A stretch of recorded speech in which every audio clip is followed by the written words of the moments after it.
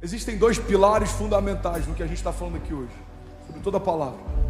Que tipo de palavra você ouviu e que tipo de palavra você tem declarado. Que tipo de palavra os céus disseram para você, que tipo de promessa você carrega. Mas tão importante quanto isso é, que tipo de palavra sai da sua boca, que tipo de palavra você tem comunicado. Irmão, guarda isso. Se a gente não consegue mudar as palavras que saem da nossa boca, como a gente acredita que a gente vai conseguir mudar a nossa história?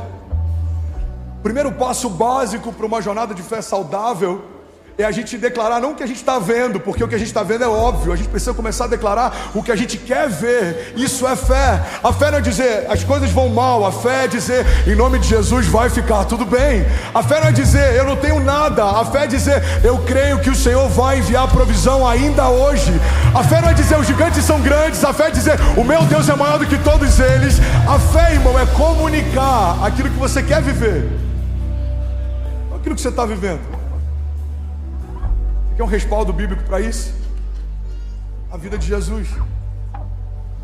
Jesus falou com o vento, Jesus falou com o mar, Jesus falou com plantas, Jesus falou com mortos.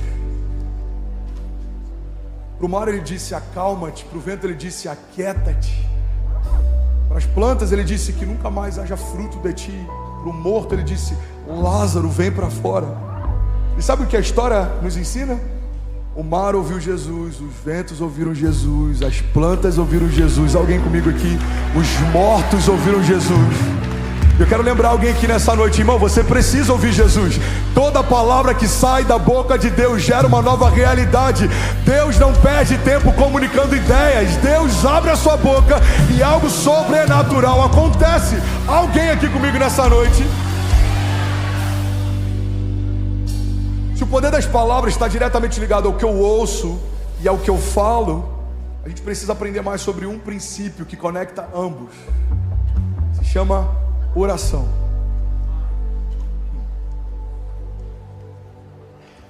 Eu oro todos os cultos, eu profetizo todos os cultos, a gente tem vivido milagres todos os cultos. Mas hoje, quando eu comecei a preparar esse sermão, eu me deparei com uma coisa que eu não tinha nem percebido. Eu não lembro da última vez que eu preguei sobre o poder da oração.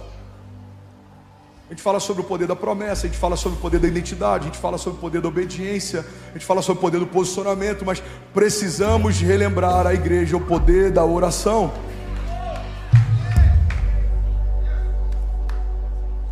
Uma vez um jovem perguntou a um sábio: mestre, o que é mais importante na oração?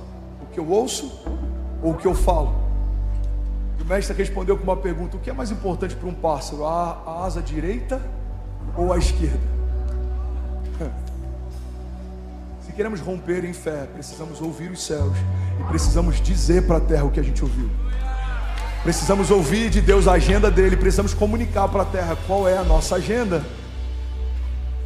Uma igreja que não ouve os céus não tem autoridade na terra. Homens que não ouvem os céus não têm autoridade em casa. Irmão, guarda isso. Precisamos ouvir palavras que o Senhor tem a nosso respeito e precisamos declarar elas. Quando eu subo aqui, eu declaro uma onda de avivamento que vai varrer a nação. Não é uma ideia da minha cabeça, mas é algo que eu ouvi de Deus no secreto. Então eu venho aqui comunicar o que eu ouvi sozinho. Essa dinâmica acontece, por exemplo, no Monte da Transfiguração. A Bíblia diz que os discípulos sobem com Jesus, foram escolhidos a dedo, e quando chegam lá, eles veem algo que nunca tinham visto, algo glorioso acontece. Alguém está comigo? Diga amém. E aí Pedro, a Bíblia diz que, tomando a palavra, Pedro ele era muito impulsivo, ele conseguia interromper Jesus na fala. Pedro, tomando a palavra, fala: mestre, deixa eu preparar tendas para que a gente fique aqui. A igreja olha para mim. Jesus fala: não, Pedro, você não entendeu. A gente tem que se isolar da multidão para ouvir algo dos céus. Mas depois que a gente ouve, a gente tem que voltar para a multidão para dizer o que ouviu. Era assim com Moisés, era assim com Abraão, era assim com Pedro, era assim com Jesus. Irmão, precisa ser assim com você.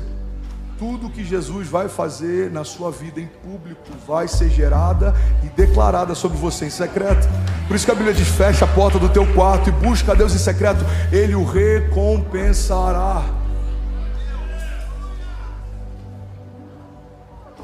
que tem tanta gente confusa mesmo estando na igreja? Por que tem tanta gente inconstante mesmo estando na igreja? Por que tem tanta gente com uma fé superficial mesmo estando na igreja? Porque até a oração a gente tem terceirizado. Eu amo a oração do pastor André. Eu preciso de algo, eu peço para que a intercessão ore por mim. Eu preciso de cura, eu peço para que um profeta ore pelos meus filhos. Irmão, olha para mim. A oração não é uma dinâmica de liberação de poder dada para alguns. A oração é uma dinâmica de relacionamento confiada a Deus para todos. A Bíblia diz que foi confiada à igreja as chaves do reino dos céus. Aquilo que ligarmos na terra terá sido ligado nos céus. E aquilo que desligarmos na terra terá sido desligado nos céus. Alguém comigo aqui nessa noite, pelo amor de Deus. Isso é o que significa intercessão. Eu falei 1000 vezes sobre isso, mas vai ser novo para alguém. O que é intercessão, pastor? Intercessão significa entre sessões. Aqueles que caminham entre os céus e a terra. Aqueles que conectam as realidades dos céus sobre a terra. Aqueles que ouvem algo dos céus e falam o que ouviram para a terra. A intercessão não é um ministério específico dentro da igreja. A intercessão é um encargo profético dado à igreja. Você precisa interceder pelos seus filhos, pela sua casa, pelos seus negócios, pelo seu chamado, pelo seu pastor, pelas autoridades instituídas por Deus. Paulo, em um dos momentos, em uma das epístolas, ele pede para a igreja, para que a igreja ore por ele. Ele diz: orem para mim, para que quando eu falar a respeito do evangelho me seja concedida a autoridade. Irmão, precisamos usar mais a chave que Deus nos confiou. Existe poder na oração dos justos, existe poder na concordância da igreja, existe poder em toda palavra profética liberada pelo povo de Deus, existe poder em tudo que ligamos no nome dele e em tudo que desligamos também. Existe poder em toda palavra que sai da boca de Deus. E guarda isso, irmão, a palavra de Deus é tão poderosa na boca dele quanto é na minha. Parece contra-intuitivo isso. Eu sei que a primeira vez que eu vi isso explodiu a minha mente, mas é a mais pura verdade. A palavra de Deus é tão poderosa na boca dele quanto é na minha. Igreja, a gente precisa abrir a nossa boca e profetizar mais. Mas antes disso, a gente precisa fechar a nossa boca e ouvir mais. A gente não vai profetizar o que a gente acha, a gente vai profetizar o que a gente ouviu. A gente não vai declarar o que a gente pensa, a gente vai declarar o que Deus nos mostrou. É por isso que uma igreja que tem um secreto saudável tem autoridade na terra. Eu separei algumas frases que me impactaram. Uma delas é do Samuel Chadwick. Pensa num nome legal para você dar para o seu próximo filho. Ele diz assim: a maior preocupação do diabo é afastar os cristãos da oração. Ele não teme os estudos, nem o trabalho, nem a religião daqueles que não oram. Ele ri da nossa labuta, ele zomba da nossa sabedoria, mas ele treme quando nós oramos. Vou para Jesus, você pode fazer melhor que isso.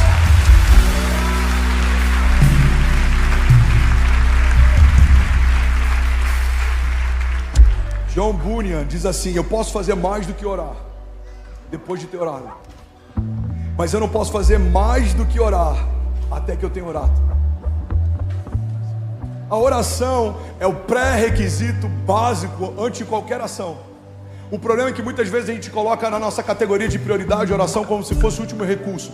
Quantas vezes a gente não disse assim para alguém: irmão, agora só me resta orar? Você já disse isso? Pastor, já tentei de tudo, cara, agora na boa, só oração.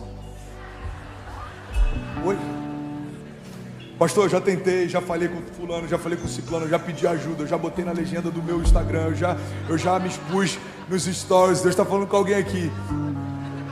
Pastor, ora por mim. A única coisa que eu tenho agora é... a oração não deve ser o nosso último recurso.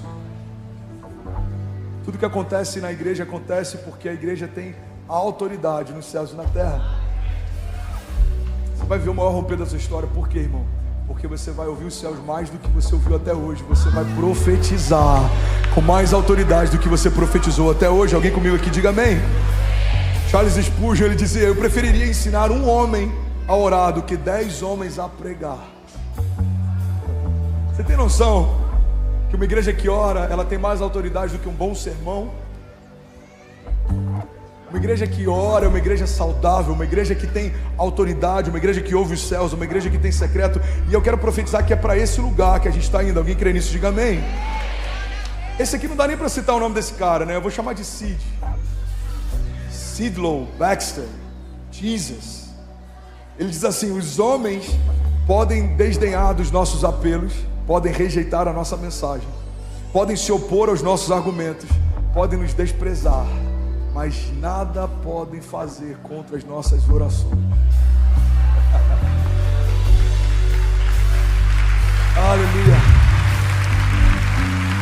Vamos, igreja, tem alguém aqui, alguém comigo aqui nessa noite?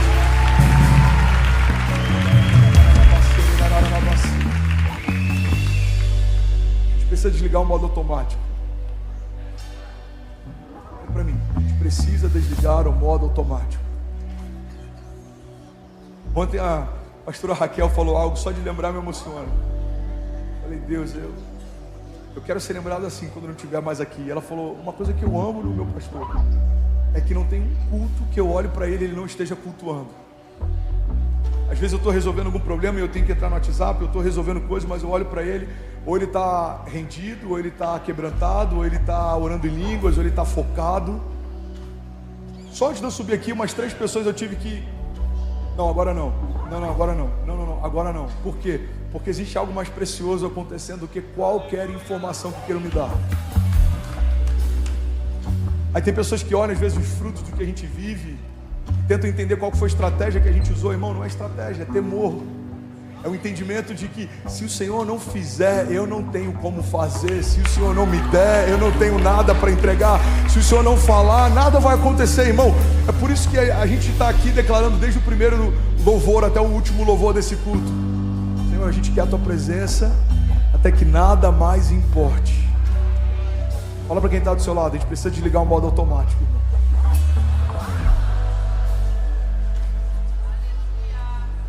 John Bunyan diz que na oração é melhor ter um coração sem palavras do que ter palavras sem um coração. Pastor, como que eu vou orar? Não tem método. Só rasga teu coração. Você vai fechar os teus olhos e você vai ouvir o que Deus tem para te falar. E se você estiver angustiado, você vai derramar aos pés dele tudo que você quer falar.